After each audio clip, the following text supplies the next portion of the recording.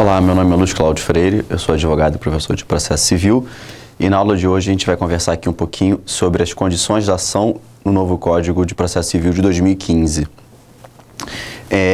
Primeiro vamos começar falando das condições de ação no Código de 73, para depois a gente fazer a transição para o Código de 2015. A definição clássica, que é a definição que vinha já prevista, que a gente utilizava no Código de 73, feita pelo doutrinador Henrique Túlio Lieberman, a gente tinha no nosso direito processual pressupostos processuais e condições de ação, sendo que ambos são tidos, são vistos como condições para o julgamento do mérito, ou seja, ambos são questões prévias, preliminares ao mérito, que se não preenchidos algumas das condições da ação ou algum dos requisitos processuais, aquele processo o mérito dele não vai ser enfrentado, o processo vai ser extinto antes, sem resolução de mérito. Então, para que o mérito de uma determinada demanda possa ser analisado pelo juiz, a parte tem que ela precisa preencher tanto os pressupostos processuais quanto as condições da ação. No Código de 73, a gente tinha 3 condições de ação: possibilidade jurídica do pedido, o interesse de agir e a legitimidade. O que é a possibilidade jurídica do pedido? Eu não posso entrar com uma ação e pedir para o juiz fazer algum pedido que seja juridicamente impossível. O pedido formulado pela parte tem que ser algo factível, alguma coisa possível no mundo. Por exemplo, eu não posso entrar com uma ação cobrando dívida de jogo, porque o Código Civil proíbe cobrança de dívida de jogo. Então, eu não posso entrar com uma ação pedindo para o juiz declarar que eu sou dono da Lua, porque ninguém é dono da Lua. Então, o pedido tem que ser juridicamente possível, tem que ser alguma coisa palpável, alguma coisa que possa ser efetivamente determinada por ele. O interesse de agir. A ação, o ajuizamento de um determinado processo, você mover toda a máquina judiciária, entrar com o processo, os custos, citar o réu, contestação, processo que demora, a produção de prova, ele tem que dar algum resultado útil, você tem que extrair alguma coisa útil desse processo, para o autor. Então, o que acontece? O processo, ele sempre tem que estar pautado no binômio necessidade e adequação, ou seja, a necessidade do autor tem que ser adequada ao processo, a ação que ele propôs. Então, cabe ao autor demonstrar necessidade para ele ingressar em juízo e ainda, não só a necessidade, mas como também a utilidade daquele processo. Sem aquele processo, ele não vai conseguir ver tutelado o direito dele. Um exemplo que é muito utilizado, que na verdade já é um entendimento consolidado pela jurisprudência, reside quando alguém ingressa com uma ação cautelar de exibição de documento não precedida de requerimento extrajudicial para a entrega desse documento, ou seja, você entra com uma ação, por exemplo, de exibição de documento contra um banco pedindo que ele apresente um contrato da sua conta bancária para você ver a questão de juros, os percentuais que são aplicados, só que antes você não fez esse pedido diretamente para o banco. Então, isso é um entendimento já consolidado na jurisprudência de que antes da parte poder entrar com uma ação cautelar de exibição de documento, isso ainda é pautado pelo Código de 73, cabe a ela demonstrar que ela tentou obter esse documento de forma administrativa, ou seja, ela foi ao banco, ela fez requerimentos, ela protocolou carta, ela notificou o banco para que o banco apresentasse esse contrato. E aí sim, tendo a recusa do banco, ela vai ter interesse de agir, ela vai conseguir demonstrar a necessidade dela em ter acesso àquele contrato, àquele documento, para eventualmente questionar alguma cláusula, e a utilidade do processo, porque já que ela não conseguiu de forma administrativa, só mesmo uma ação judicial, uma determinação judicial vai obrigar o banco a apresentar esse documento. A outra condição da ação que a gente tinha era a legitimidade. Aqui a gente pode dividir em legitimidade ordinária e legitimidade extraordinária. A legitimidade ordinária é a pertinência subjetiva do direito de agir, ou seja, as pessoas que são legitimadas para requererem um juízo que lhes é devido, que a gente chama de legitimidade ad causum, ou seja, a parte que entra em juízo para pleitear direito próprio. A legitimidade ad causum, essa legitimidade para agir em juízo, ela é diferente da legitimidade da relação jurídica do direito material, ou seja, as partes que negociaram algum contrato, e da legitimidade ad processum, que é a legitimidade para estar em juízo. São 3 coisas diferentes. Eu tenho a legitimidade ad causum, eu sofri alguma lesão por conta de alguma relação jurídica que aconteceu. Eu posso ter ou não legitimidade ter sido a parte legítima na relação jurídica de direito material. Eu posso ter participado de um contrato ali ou não. Não necessariamente eu participei, eu posso ter sofrido um dano, posso ter um ônibus, por exemplo, bateu no meu carro, eu sou considerado consumidor por equiparação, ou seja, eu não tive a prestação de serviço pelo ônibus, eu não participei daquela relação contratual ali feita entre o passageiro e o ônibus, mas eu sofri um dano.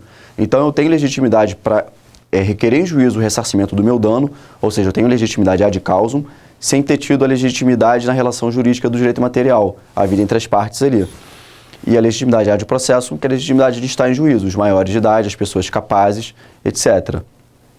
A legitimidade extraordinária, como o próprio nome diz, né, ela foge dessa ordinariedade. Primeiro, sempre é importante a gente ter em mente que ninguém pode requerer em juízo direito de terceiro. Eu não posso entrar, eu não posso eu não posso entrar com um processo pedindo um direito do meu vizinho. O direito é dele, não é meu. Mas existem as hipóteses da legitimidade extraordinária. Ou seja, há alguns casos que são autorizados por lei determinado órgão ou determinada pessoa agir em nome de terceiro. Uma entidade, às vezes, ela pode ingressar em juízo em nome próprio para a defesa de interesse de direitos alheios. A gente pode dar como exemplo aqui uma ação popular. O que é ação popular? Um cidadão qualquer, ele ajuiza uma ação popular, ele verifica um dano, ele entende que existe algum dano na administração pública e ele entra com uma ação para tutelar um direito da administração pública. Ele não está tutelando um direito dele, mas por lei ele pode entrar com uma ação popular para questionar e para tentar tutelar o direito da administração pública. O Ministério Público pode entrar com ação civil pública. Ele pode entrar com uma ação, por exemplo, para apurar eventual lesão a um grupo de consumidores. Então, ele está agindo em nome próprio para tutelar o direito de terceiros. Ele não tutela o direito dele. Ele tutela o direito de todos os consumidores que foram afetados por um determinado problema. Mas ele age em nome próprio. Vamos agora ver aqui os artigos pertinentes do Código de 73, né, e do Código de 2015, que a gente vai ver onde tem essa diferença agora nas condições da ação. No Código de 73, no artigo 267, inciso 6º, ele trazia para a gente elencado quais eram essas condições. O artigo 267 falava que extingue-se o processo sem resolução de mérito, e o inciso 6º, quando não concorrer qualquer das condições da ação, como a possibilidade jurídica, a legitimidade das partes e o interesse processual, aqui o interesse de agir. O Código de 2015, ele já é diferente. O artigo 485 fala que o juiz não resolverá o mérito quando... Resolverá o mérito é a mesma coisa que extinguirá sem análise de mérito, mas a mudança veio no inciso 6º. Verificar a ausência de legitimidade ou de interesse processual. E é esse inciso que causa toda essa discussão. Como é que ficaram as condições de ação no Código de 2015? Código de 73, a gente tinha ali previsto a possibilidade jurídica do pedido, a legitimidade das partes, aquela ordinária, né, ou extraordinária, como a gente falou agora há pouco, e o interesse de agir.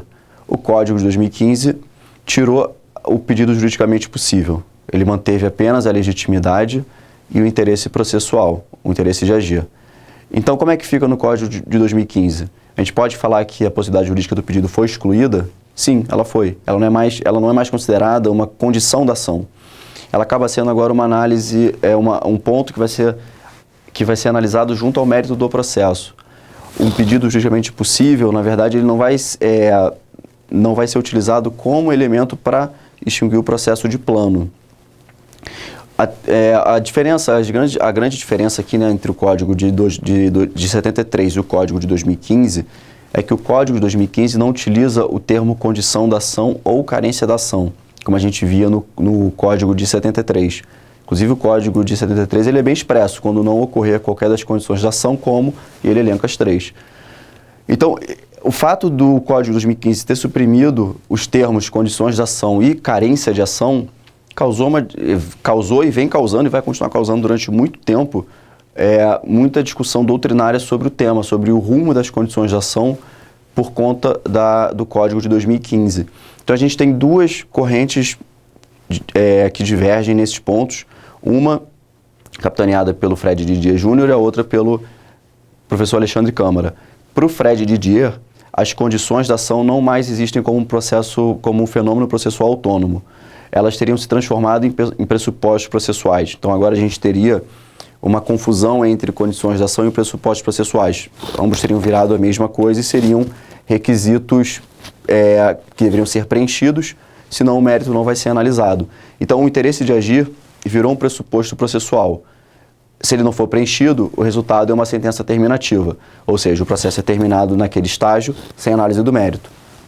A legitimidade extraordinária também virou um pressuposto processual, que também vai resultar nessa sentença terminativa, sem análise de mérito. E a legitimidade ordinária, para ele, é um pressuposto de mérito e causa uma sentença extintiva, ou seja, uma sentença com análise de mérito. Por que essa diferença entre a legitimidade extraordinária e a legitimidade ordinária? Por que a sentença seria terminativa e a outra seria extintiva? Porque para ele, quando não se verifica a legitimidade, nesse caso a legitimidade extraordinária, a ação pode ser reproposta desde que o vício seja sanado. Então, numa sentença terminativa, numa sentença sem extinção de mérito, algum vício esteve presente, algum pressuposto processual ou alguma condição da ação não foi preenchido. Então você vai sanar esse vício, vai resolver esse problema e vai entrar com o processo de novo. Para ele, só que para o Fred Didier não cabe essa repropositura da ação extinta pelo vício da legitimidade ordinária. Porque como a sentença proferida é de mérito, ou seja, ela é extintiva e não terminativa, você tem que mudar as partes. Então, sendo reconhecida a ilegitimidade de uma determinada parte, por mais que a petição seja a mesma, você vai ter que mudar as partes. Quem propôs a ação vai ser uma outra pessoa, uma outra entidade. Então, com isso, não se trata mais da mesma ação porque as partes são diferentes. Para Alexandre Câmara, que é a corrente que diverge totalmente da posição do Fred Didier, as condições da ação estão mantidas. O que ocorreu apenas foi a diminuição de 3 para 2. Então, no Código de 73, a gente tinha a possibilidade jurídica do pedido, o interesse de agir e a legitimidade das partes. No Código de 2015, a gente suprimiu a possibilidade jurídica do pedido e manteve apenas a legitimidade e o interesse de agir. E ele também diverge muito nesse ponto que o Fred Didier sustenta, porque para ele as condições de ação jamais poderão se confundir com os pressupostos processuais. Os pressupostos processuais são uma coisa, as condições de ação são outra. Para ele, as condições de ação precisam ser analisadas sob o prisma da relação do direito processual. Ou seja, o processo tem que preencher determinados requisitos, a ação tem que preencher determinadas condições para que ela seja considerada válida, senão ela sequer é recebida. Então, para ele, são elementos que não se misturam, são coisas distintas.